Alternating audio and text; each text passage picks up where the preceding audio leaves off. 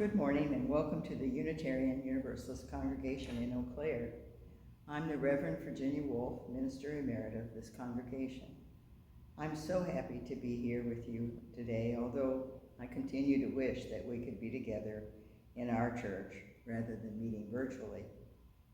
Still, I'm thankful that we have this way of getting together. Today we will be exploring what it means to be free.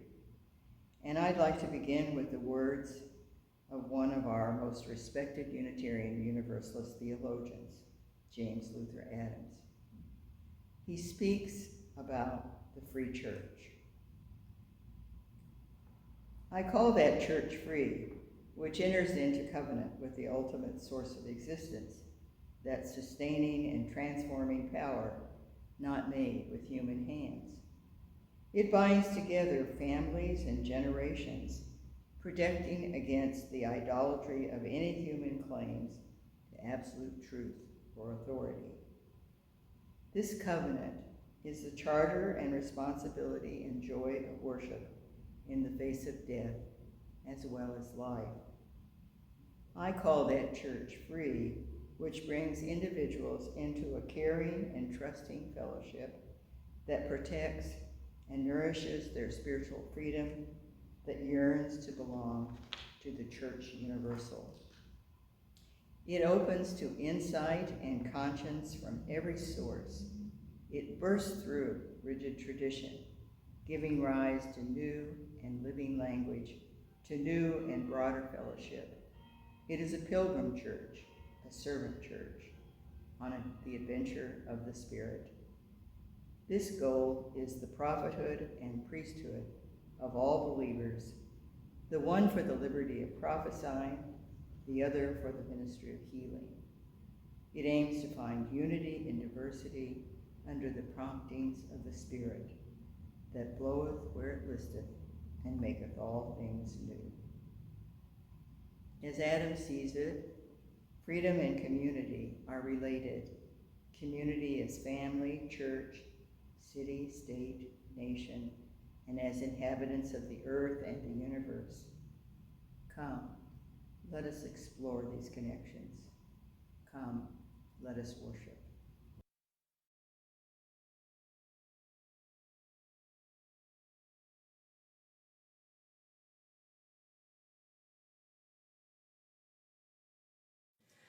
Gathered here in the mystery of the hour, gathered here in one strong body, gathered here in the struggle and the power, spirits draw near. Gathered here in the mystery of the hour, gathered here in the mystery of the body, scattered here in the mystery of the hour, gathered here in the mystery of the body, scattered here in the struggles and the body, scattered here in the struggle of the power, scattered here in the mystery of the hour, gathered here in the mysteries of the body, scattered here in the struggles and the body, scattered here in the struggle of the power, Spirit, draw near.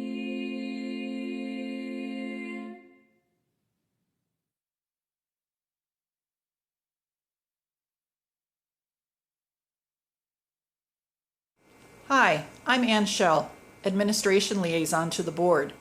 Welcome to the Unitarian Universalist Congregation. We are a religious community who commit ourselves to diversity. We hope to nourish human difference, those of gender, race, age, ability, sexual orientation, political views, culture, class, and religious belief. Welcome to all who treasure freedom of conscience in the search for truth. We promise to do our best to provide you a spiritual home. We extend a special welcome to our visitors today. We hope you will follow our UUC Facebook page and stay tuned for other events, such as our wonderful Wednesdays, Sunday morning religious exploration for children and youth, and Sunday morning meditation. We are so excited to have you join us this morning. Good morning, I'm the Reverend Julianne Lepp. I wanted to share a brief announcement this morning.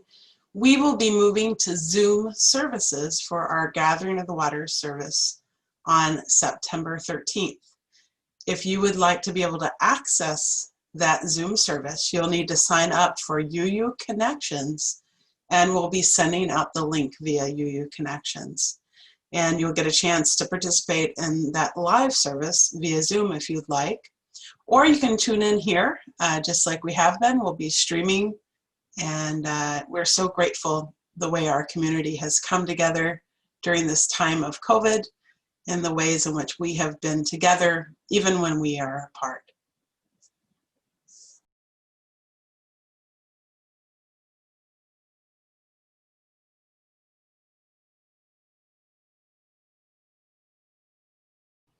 Good morning. My name is Amanda Lonsdorf, and I'm your worship associate today, and I'm excited to be here with everyone.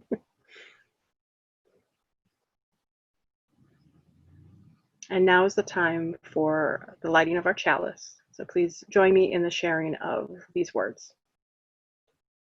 A chalice lit in our midst is a symbol of our liberal faith, a faith built on the foundations of freedom, reason, and welcome. A faith sustained by acts of kindness and justice, a faith that envisions the world flourishing with equality for all people, a faith that demands the living out of goodness, a faith that requires thoughtfulness, a faith of wholeness. This tiny flame is the symbol of the spark of all this within each of us.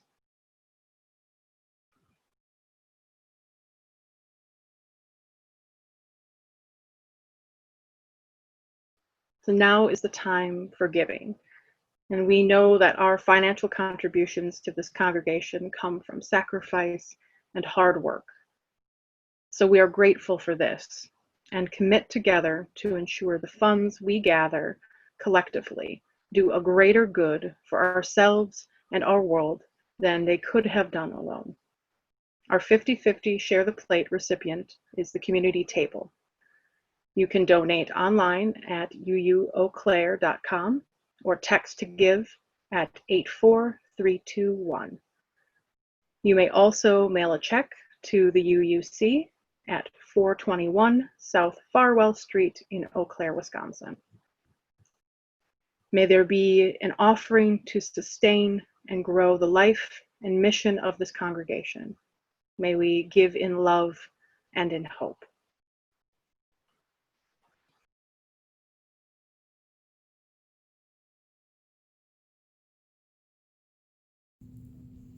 Good morning. My name is TJ Atkins. I'm the Executive Director here at the Community Table. With our mission to making sure that we are able to serve a hot, nutritious meal and connecting individuals with resources and to just fight food insecurity, our mission has become ever so more greater than this year. In our 27 years that we're now been in operation, we've been able to provide these meals. But with the challenges of COVID, we had to change some of our processes. We now provide meals through our main door, and we also have so much food that we've received that we're able to provide a snack bag on top of that for individuals. In addition, we're able to provide a food pantry every 1 to 2 weeks. But none of this would happen without individuals such as yourselves. During this challenging time, churches were our main staples of volunteers. Our emergency lists were found that were high risk we couldn't use, so we relied heavily on our churches, and you were able to step up to the plate, and we appreciate that. So thank you for taking your time and donating your money and just supporting this mission that is vital to the community. Although our numbers have not gone up, we are seeing lots of new faces every day, faces that have never accessed our services. We are glad to be a part of the community. We are glad to be a service here in the community. But again, none of that would happen without the support that you provide us. So, from the bottom of my heart and everyone here at Community Table, thank you and have a great day.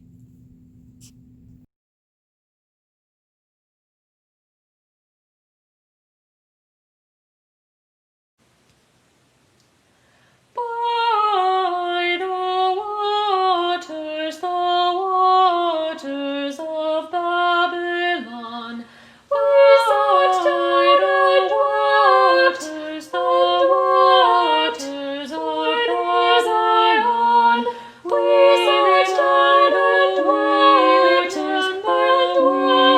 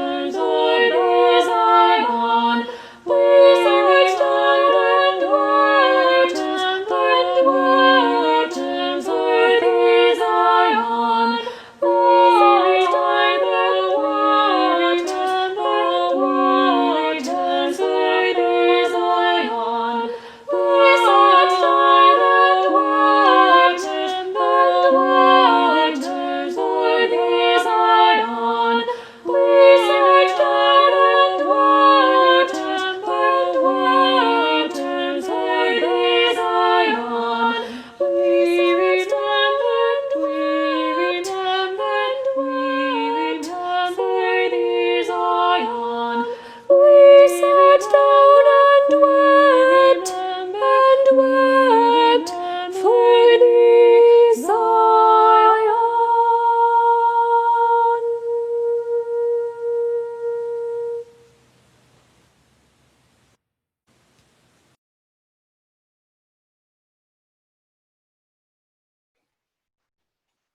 This congregation is a community of caring.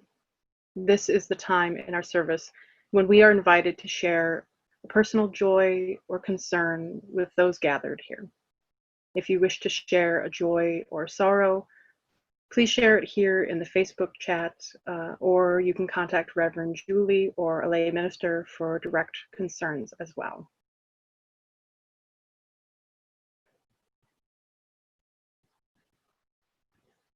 All are welcome to share their joys and concerns with us today. And thank you for all those that are doing so.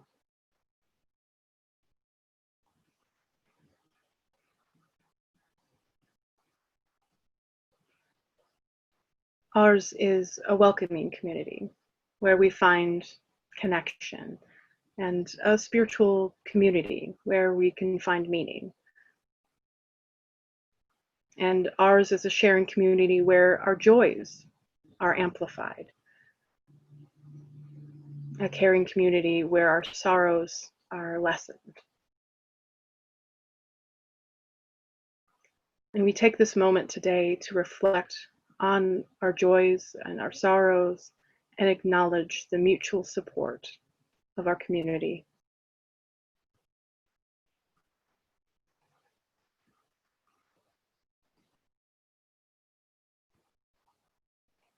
And I thank you all for being here together for our joys and concerns.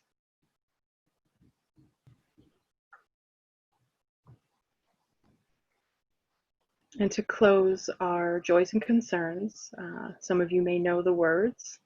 Feel free to join with me as well. Love is the spirit of this church, and service its law. This is our great covenant, to dwell together in peace, to seek the truth in love, and to help one another.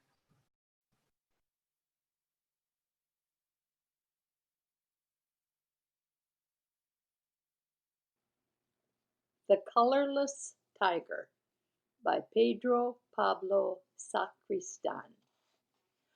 Once upon a time, there was a colorless tiger. All his shades were grays, blacks, and whites. So much so that he seemed like something out of an old black and white movie. His lack of color had made him so famous that the world's greatest painters had come to his zoo to try to put some color on him. None of them succeeded, as the colors would always just drip down off his skin. Then along came Van Gogh, the crazy painter. He was a strange guy who traveled all about happily painting with his brush. Well, it would be more accurate to say that he moved his brush about as if to paint, because he never put any paint on his brush, and neither did he use canvas or paper. He painted the air, and that's why they called him Van Gogh. So when he said he wanted to paint the colorless tiger, everyone had a good laugh. When entering the tiger's cage, he began whispering in the animal's ear and moving his dry brush up and down the tiger's body. And to everyone's surprise, the tiger's skin started to take on color. And these were the most vivid colors any tiger had ever seen. Van Gogh spent a long time whispering to the animal and making slight adjustments to his painting. The result was truly beautiful. Everyone wanted to know what the painter's secret was. He explained to them that his brush was only good for painting real life, and that to do so he needed no colors. He had managed to paint the tiger using a phrase he kept whispering in his ear. In just a few days you will be free again, you shall see. In just a few days you will be free again, you shall see. And seeing how sad the tiger had been in his captivity, and how joyful the tiger now seemed at the prospect of freedom, the zoo authorities transported him to the forest and set him free, where never again would he lose his color.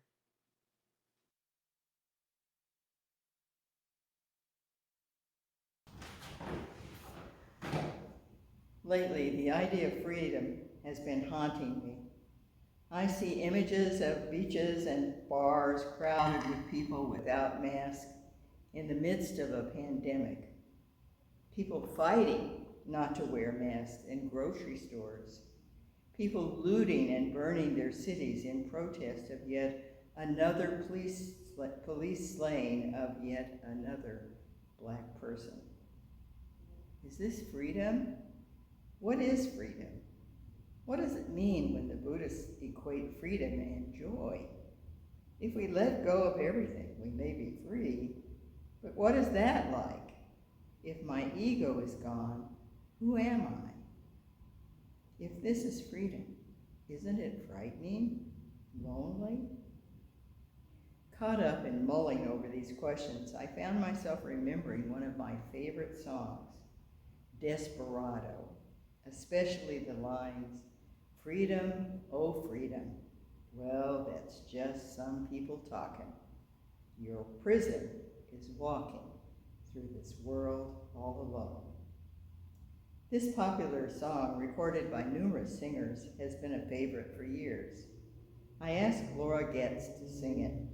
but since it's under copyright, we'll have to miss hearing its haunting melody.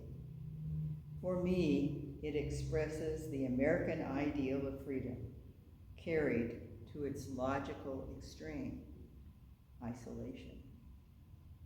It seems fitting that the desperado sung about is a cowboy, riding the range alone in bad weather, having some successes, but always wanting what he can't get. Here is the rugged individual, the American ideal, who values freedom above all, even love, and as the name desperado suggests, even the law. With the singer, I want to warn him, you better let somebody love you before it's too late.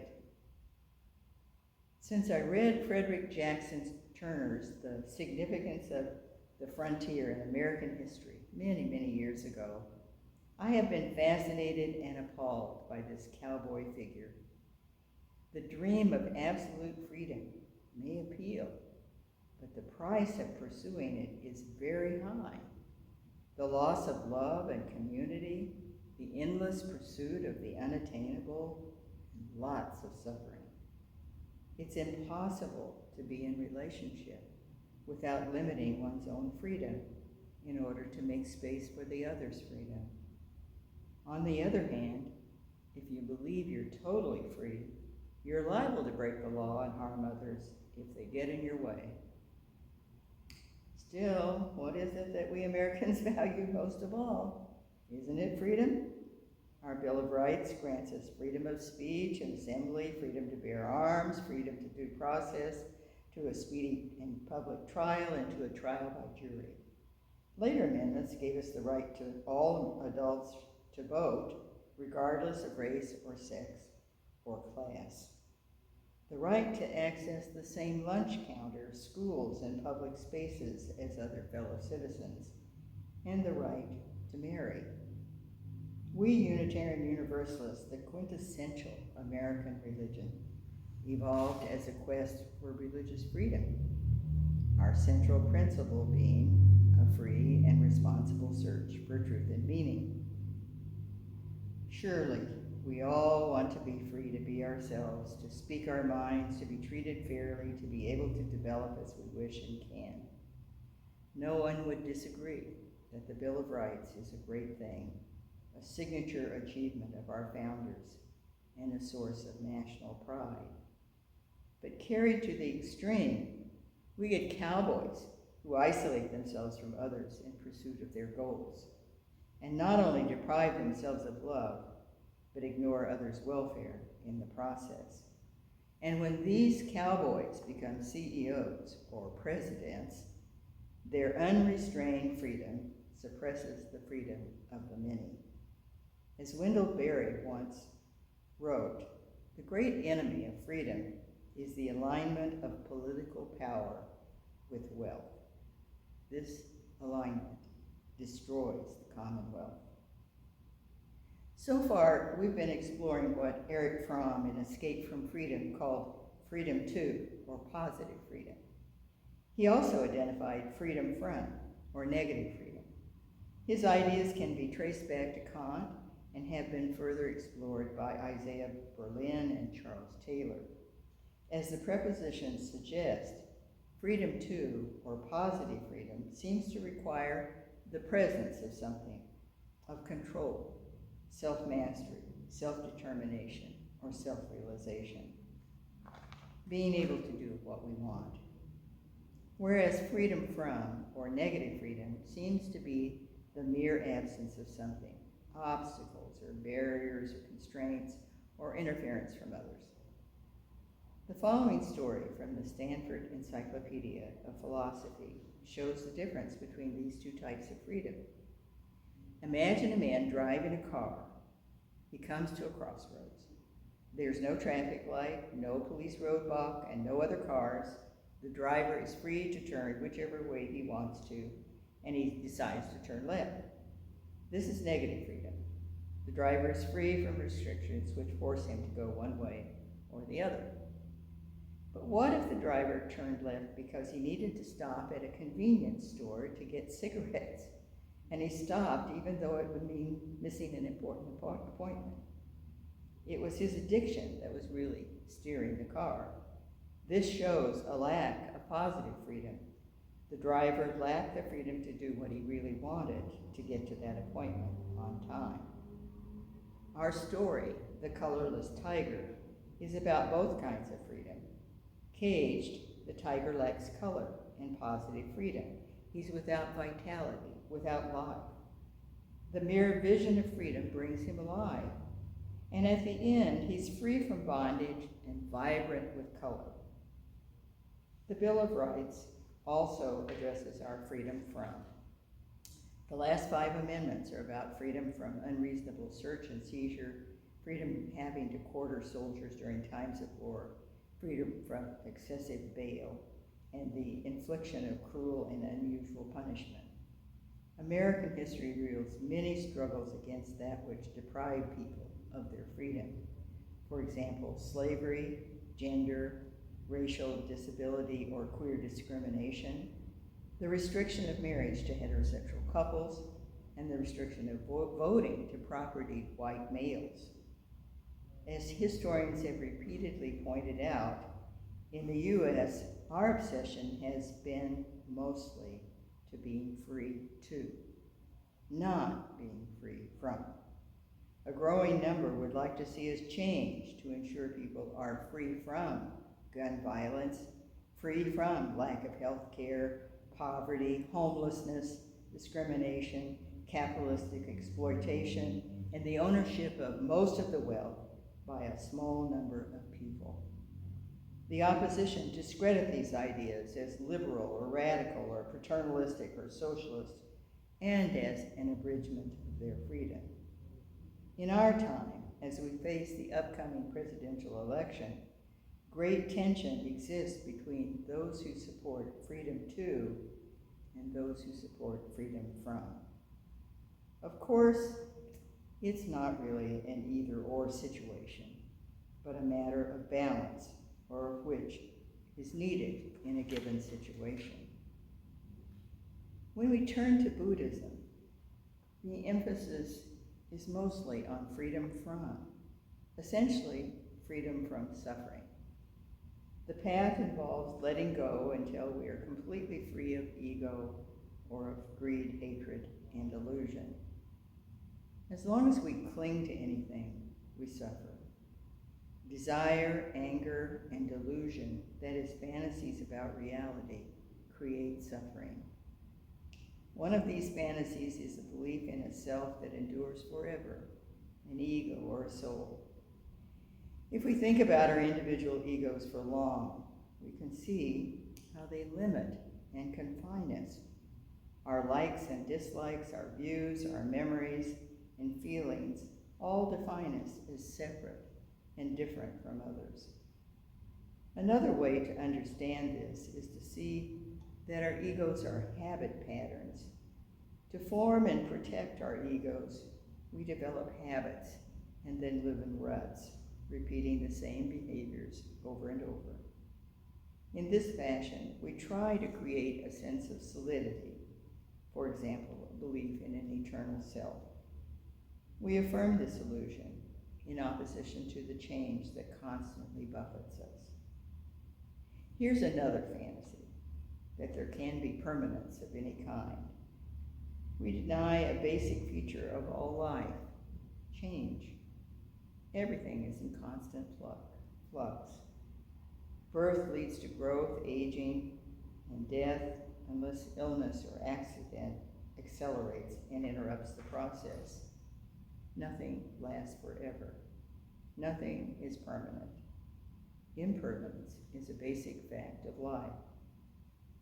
Another fantasy or illusion is that we are separate.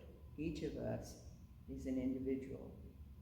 But if we see our individuality as is a composite of habit patterns and genetic traits and experiences with others, it becomes obvious that we are each embedded in a web of connections and not at all separate. Family all the way from beyond where we can trace them, down to our birth family, runs in our genes. Our friends, education, reading, media, and all our associations form us. But we can be more than we are to the extent that we can let go of our egos and open to the new and to change. The more we do so, the less separate we feel and the more interdependent. Increasingly, we recognize that we aren't solid things, but rather constantly changing, as some of who we are continually rises and falls away to be replaced by something new. Thich Nhat Hanh uses the analogy of the waves and the ocean. We are like the waves, momentarily appearing separate, but we are really the ocean, as all waves are, arising and then returning to the whole. Seeing through these fantasies, we can increasingly release our egos, letting go of desire and hatred. Gradually, we no longer need to defend our egos by amassing fame and fortune or by hating that which threatens or gets in our way. We can be free of clinging, that is, of hanging on to fantasies or of resisting evidence that they may be delusions. We can increasingly be free from suffering. But we are much more. Our limited selves and suffering go hand in hand. Freed, we experience ourselves as the ocean, as the whole web, as everything. The mind, our original nature or true nature or Buddha nature, the Buddha taught, is without limits. It's boundless. Fundamental or simple awareness, he said, is emptiness. And emptiness is infinite possibility, the space from which everything arises. Ironically, scholars translated the word the Buddha used for the state of freedom as emptiness. Many Buddhist scholars acknowledge that it's a poor translation of the Sanskrit or of the Pali, and also that it's impossible to put this concept into words. Metaphors and stories work better to explain it, but true understanding comes only with experience. I've mentioned the metaphor of the ocean as emptiness and waves as individual bits of reality. Another example is space as emptiness and all the celestial bodies that arise from it and eventually disappear. There's also this story about a king who wants to move all of his valuables into a new palace without having them stolen. So he asked the one man he trusts, his favorite general, to move them in exchange for thousands of dollars.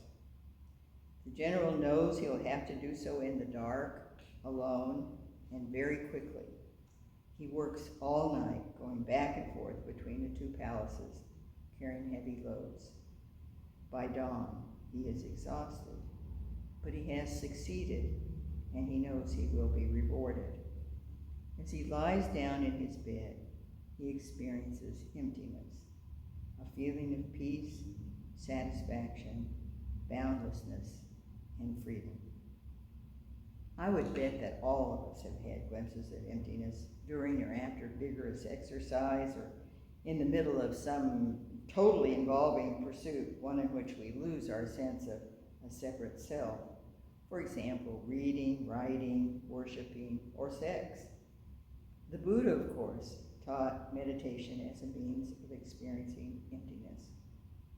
He saw the mind as fundamentally empty, like a clear sky, which sometimes clouds obscure, clouds of thoughts, emotions, and sensations that come and go. There are many meditation techniques, but all aim to illuminate impermanence, oneness, and awareness that sees a passing reality as well as the emptiness from which it arises. An amazing experience to sit still and simply watch without judgment what comes and goes in the mind, and then to see below or beyond the traffic a profound stillness and peace, utter freedom. Of the effects of this experience, Yongey Rinpoche Mingyur in The Joy of Living says, "My life became richer and more vivid in ways I could never have imagined." To explain, he speaks of our sense of personal limitation and vulnerability being gradually replaced by a sense of openness and possibility, of regaining the innocent perspective most of us knew as children, our hearts opening up to others like flowers blossoming, of a gentler and more fluid sense of identification with others, and of an utterly direct expansion of the heart, a love without attachment that leads to concern for everyone's well-being and to actions intended to help. Freedom from suffering is not frightening or lonely, quite the opposite. The more we are free from suffering, the more we are free to love.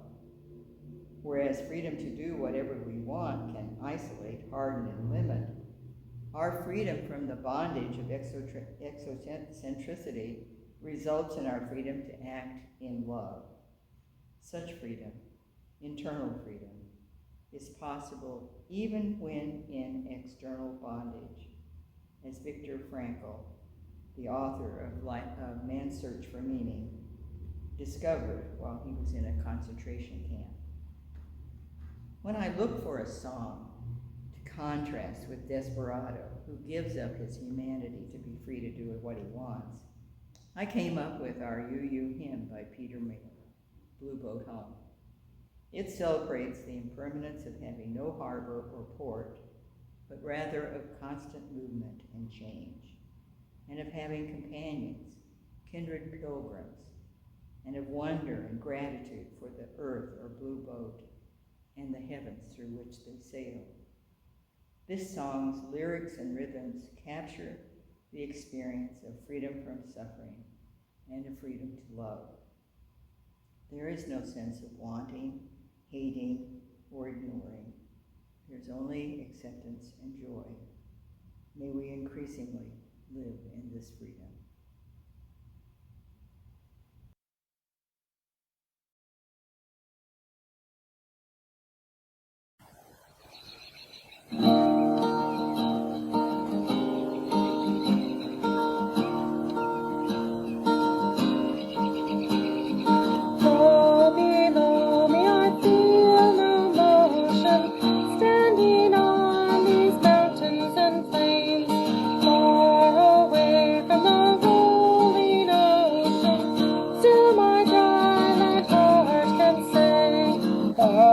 Sailing all my life long, every harbor or port I have known.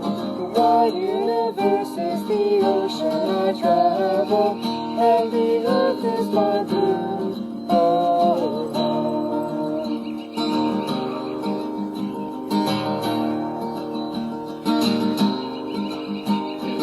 Sun my sail and moon my rudder, as I ply the starry sea, leaning over the edge in wonder, casting questions into the deep, drifting here with my ship's companions, all weekend pilgrim souls, making our way by the light of the heavens in our beautiful blue home.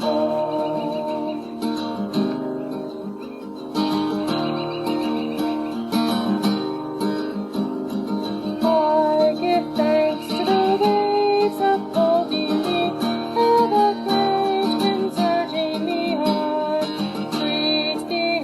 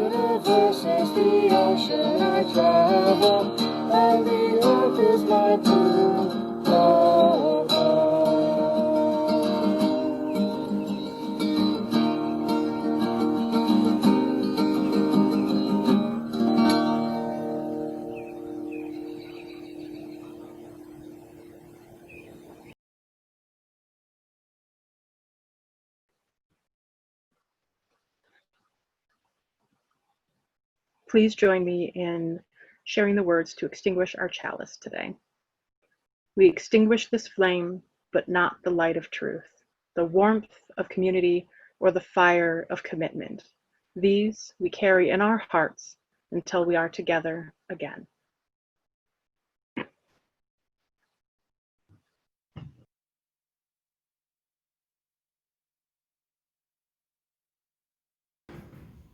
Our closing words today are from The Heart of the Buddhist Teaching by Thich Nhat Hanh. Letting go gives us freedom, and freedom is the only condition for happiness.